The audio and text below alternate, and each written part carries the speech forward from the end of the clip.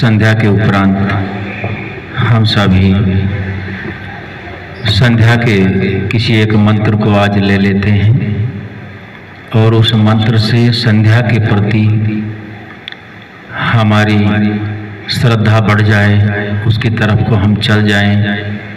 परमात्मा की वाणी वेद के अनुसार जो मंत्र है उस मंत्र को ले लेते हैं। ओम दक्षिणादिक इंद्रो धीपतिस्तिरश्चिराजी रक्षिता पितरैषवः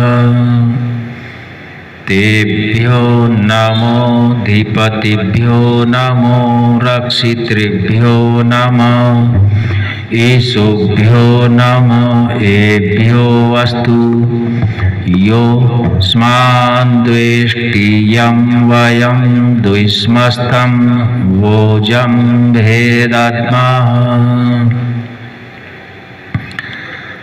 संध्या के मनसा परिक्रमणा प्रकरण में इस मंत्र को महर्षि दयानंद सरस्वती जी ने दूसरे क्रम पर रखा है।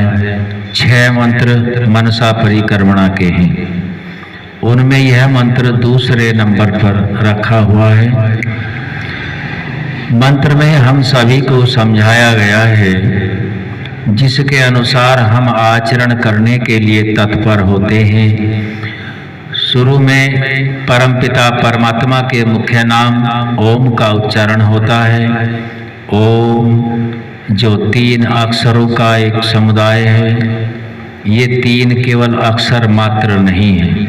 जैसे हम 2 अक्षरों की संज्ञा, किसकी संज्ञा? 2 अक्षर, जय और लय। जय और क्या हो गया? जय और लय मिलके जल। जिस वक्त हम जय और लय 2 अक्षरों की संज्ञा को बोलते हैं, तब हमारे ज्ञान में अनुमान से, शब्द प्रमाण से यह जय और लय 2 शब्द की संज्ञा संगी ही नहीं होते हैं, बल्कि क्या होता है? जो द्रव है, ऐसा है ना, जो द्रव है, बहता है, प्यास जिससे बुझ जाती है, शीतलता जिसका गुण है, जिसमें स्पर्श वाला गुण भी है, रस वाला गुण भी है और रूप वाला गुण भी है। तो हमें 2 अक्षरों से कितना मिला? बहुत सारा मिला। एक तो ये जल है, एक ये प्यास बुझाता है, शरीर के लिए आवश्यक चीज है, ठीक है। और इसमें रूप अग्नि के योग से है, रस जल का स्वाभाविक गुण है ना, और स्पर्श का जो गुण है वो वायु के योग से है। तो तीनों गुणों का पता चलता है। और अक्षर कितने हैं? 2। और ओम में कितने अक्षर हैं? 3। तो ओम का भी ऐसे ही समझ लेना है कि ओम सर्वव्यापक है, सर्वरक्षक है, न्यायकारी है, निर्भ्रांत है, वेद ज्ञान का देने वाला है, बिल्कुल पूर्ण है, आनंददायक है, जन्म कभी होता नहीं है, सबके पाप पुण्यों के फलों को देने वाला है और परमात्मा का न्याय आत्मा के साथ होता है। शरीरों में किस में भेजना है या मोक्ष में भेजना है, ये व्यवस्था परमात्मा की है। ओम शब्द को बोलने के बाद जितना भी हम अनुमान से, शब्द प्रमाण से ग्रहण कर लें, क्योंकि प्रत्यक्ष से, अनुमान से, उपमान से, 3 आगम से ज्यादा ज्ञान हम निकालते हैं। 3 प्रमाण अधिकतर हम प्रयोग में करते हैं, क्योंकि जिस शब्द को, जिस ज्ञान को, जिस कर्म को, जिस आराध्य को हम माने, अब से पहले भी हमने उसको कभी न कभी निश्चित रूप में माना है।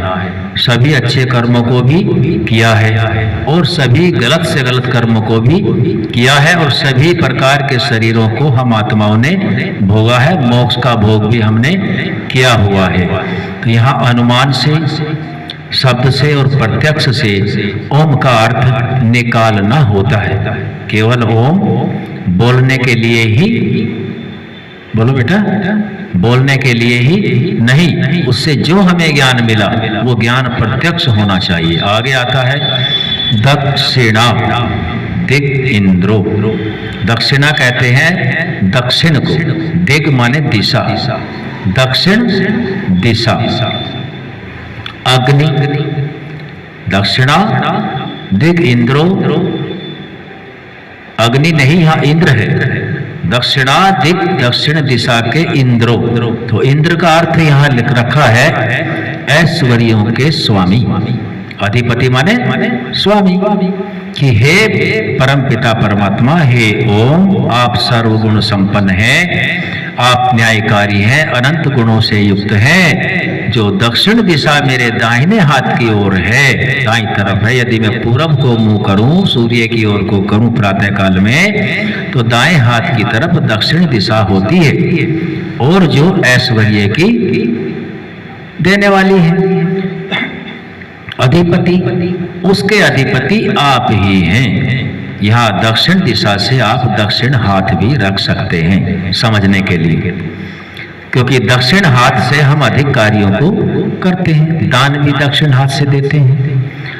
अधिकतर कर्म भौतिक उन्नतियों के लिए भी दक्षिण हाथ से करते हैं, और आध्यात्मिक उन्नति के लिए जो यज्ञ याग आदि करते हैं वो भी दक्षिण हाथ से करने का ही विधान है। तो दक्षिण दिशा ऐश्वर्यों की शादी है, ऐश्वर्य देने वाली है। तो जिन ऐश्वर्यों को दिया और जिन ऐश्वर्यों को प्राप्त करने के लिए मुझ आत्मा को आपने साधनों को दिया, उनके अधिपति कौन है? परमात्मा है। ओम दक्षिणा दिग इंद्रो धीपति, कि उसके स्वामी आप ही हैं। मेरे मन में पल भर के लिए भी लेस मात्र यह उत्पन्न न हो जाए, यह तो मैंने ही कर दिया है, उसने तो कुछ भी नहीं किया है। नहीं, ये असत्य नहीं है, हमें सत्य को ही धारण करना है। हम तो केवल यहाँ एक कर्म और भोग में हैं, जिससे भोग और अपवर्ग को प्राप्त कर सकते हैं, और वो भी तब कर सकते हैं जब परमात्मा ने हम सभी आत्माओं को ये साधन रूपी शरीर में संचित करके दिए। और संचित करके साधन तो दे दिए, लेकिन ऐश्वर्यों के स्वामी आप ही हैं, मैं नहीं हूं। मैं तो केवल उनका भोग करके अपवर्ग में जा सकता हूं, भोग कर सकता हूं, या मैं उनका ज्ञान प्राप्त न करके निम्नता को प्राप्त हो सकता हूं। आगे बहुत अच्छा सुंदर शब्द आया है, ओम दक्षिणादिग इंद्रोधिपति। आगे आया है स्थिरश्चिराजी। स्थिरश्चिराजी कहते हैं जो पंक्ति में न चल के, छोटे जीव होते हैं वो टेढ़े मेढ़े चलते हैं। रक्षिता, जो टेढ़े मेढ़े चलते हैं। हे परमपिता परमात्मा, जो शुरू में ही अक्षर आया है, परमात्मा का ओम अक्षर से लिया है हमने ज्ञान, उस ज्ञान के आधार पर क्या है वो? सबका जन्म देने वाला है, सबका न्याय करने वाला है, सब विद्याओं से युक्त है, सर्वशक्तिशाली है, रचने पालने संहार करने में किसी की सहायता नहीं लेता है। आदि आदि गुणों से हे परमपिता परमात्मा आप पूर्ण हैं और मैं अपूर्ण हूं। तभी तो ये शब्द आया है, इसका अर्थ समझेंगे। दक्षिणादिगिंद्रोधिपति, कि दक्षिण दिशा के स्वामी तो हैं। स्थिरश्चिराजी रक्षिता, रक्षिता आप रक्षा करते हैं हमारी, जो टेढ़े मेढ़े चलते हैं। क्योंकि हे परमपिता परमात्मा, एक आप ही तो ऐसे हैं जो हमारे लिए सुख की ही, ज्ञान सुख के लिए ही देते हैं, और हम सभी आत्माएं भी सुख के लिए ही प्रयासरत हैं। लेकिन हमने समाज में प्रत्यक्ष से या अप्रत्यक्ष से देखने सुनने में आता है, और हमारे जो तीनों प्रमाण हैं उनसे भी हम जान लेते हैं कि यहाँ टेढ़ा मेढ़ा आपकी विद्या के अनुकूल न चल करके प्रतिकूल भी चलते हैं। तो तो हमें उसमें प्रतिकूल उन जीव जंतुओं की तरह नहीं चलना है। यहाँ इसका अर्थ ये नहीं कि वह चींटी आदि जो चल रहे हैं उनसे हमारी रक्षा हो रही है। यहाँ रक्षा के माध्यम से यहाँ उपमाओं का बहुत, अलंकारों का बहुत प्रयोग होता है वेद मंत्रों में, ऐसा विद्वान बताते हैं। तो जो टेढ़ा मेढ़ा लोग चलने वाले हैं, धर्म विरुद्ध कर्म करते हैं, जिससे समाज में आने वाली संतति भ्रमित हो जाती है और मूल ज्ञान से वंचित हो जाती है, उस ज्ञान को हम सभी खुद समझ करके और जो टेढ़ा मेढ़ा कर्म करने वाले हैं उनसे हमारी रक्षा हो जाए और हम आपके ज्ञान के संपर्क में आ जाएं। स्ति रश्चिराजी रक्षिता, उनसे हमारी रक्षा आपके शुद्ध ज्ञान के आधार पर ही हो सकती है। आपके जो शुद्ध कर्म हमें करने योग्य है उन्हीं से हो सकती है। शुद्ध उपासना हम करते हैं उन्हीं से रक्षा हो सकती है। इससे हमारा ऐश्वर्य भी बढ़ेगा, सभी तरह का बल भी बढ़ेगा।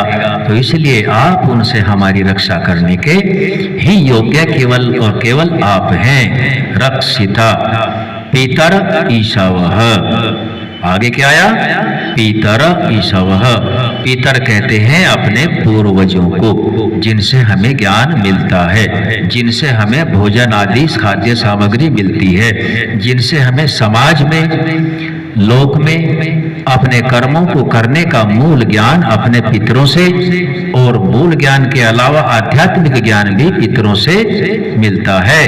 वे जो पितर हैं, हे परमपिता परमात्मा, वे टेढ़े मेढ़े चलने वाले भी होते हैं और वे पितर सीधे वेद मार्ग पर भी चलने वाले होते हैं। पितर ईशवः, यह बताया पितर ईशवः है। ये जो हमारे पितर हैं ये बाण के समान हैं। यदि हमने क्लिष्ट विचार और परमात्मा की वाणी वेद के विरुद्ध अपने पितरों को अपना आदर्श बना लिया है तो वे हमारे बाण हमें ही घातक करने वाले होते हैं। इसलिए हे परमपिता परमात्मा, हम आपसे इस मंत्र के माध्यम से यही प्रार्थना करते हैं कि जैसे आप दक्षिण दिशा में ऐश्वर्यों के स्वामी हैं और दक्षिणा दिगिंद्रोधिपति स्थिर शिराजी रक्षिता, जो उनसे हमारी रक्षा करते हैं जो टेढ़ा मेढ़ा चलने वाले हैं, इसलिए हमारे जो पितर हैं वे पितर भी वेदानुकूल होने चाहिए। और जो नहीं भी हुए, मान लिया पितर तो हैं, तो उनके मार्ग को छोड़ करके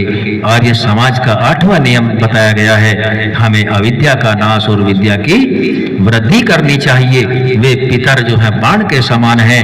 यदि हम अच्छे अपने पितरों का, पूर्वजों का, जैसा उनका जीवन चरित्र रहा, शुद्ध रूप में हम धारण करेंगे तो हमारे अंदर भी एक सही सात्विक ऊर्जा उत्पन्न होगी और वह ऊर्जा जहां भी जाएगी वहां वो सात्विक ऊर्जा ही बखेरेगी। जैसे हम कहीं किसी जगह जाते हैं, कोई व्यक्ति नजले जुकाम से बीमार होता है और हम क्या कहते हैं कि भाई आपको नजला जुकाम बुखार हो रहा है, ये परमाणु हमारे अंदर भी पहुंच जाएंगे। इसलिए हम उनसे अलग होते हैं और उन्हें अलग बैठने के लिए कहते हैं। ऐसा होता है कि नहीं होता?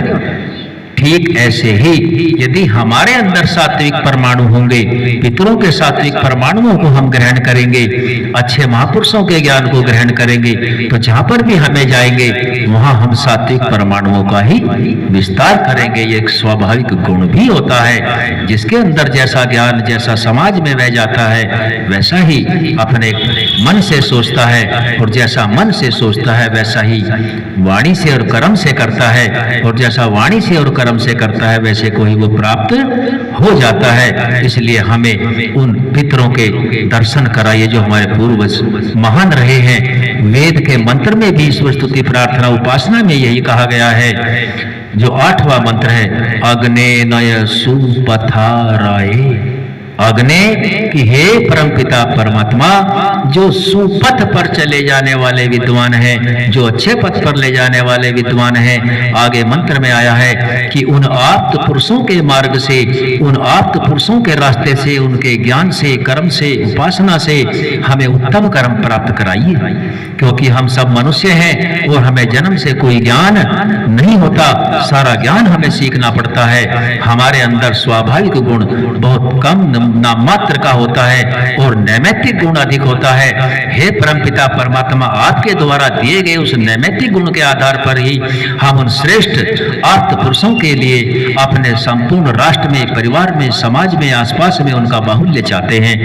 किस लिए चाहते हैं? ताकि हम धन और ऐश्वर्य के और राज्य के स्वामी हो जाएं। तो मंत्र में भी यही समझाया गया कि हमारे पितर महान हो, श्रेष्ठ हो। ये मंत्र का थोड़ा सा हिस्सा मैंने आपके मध्य में रखा।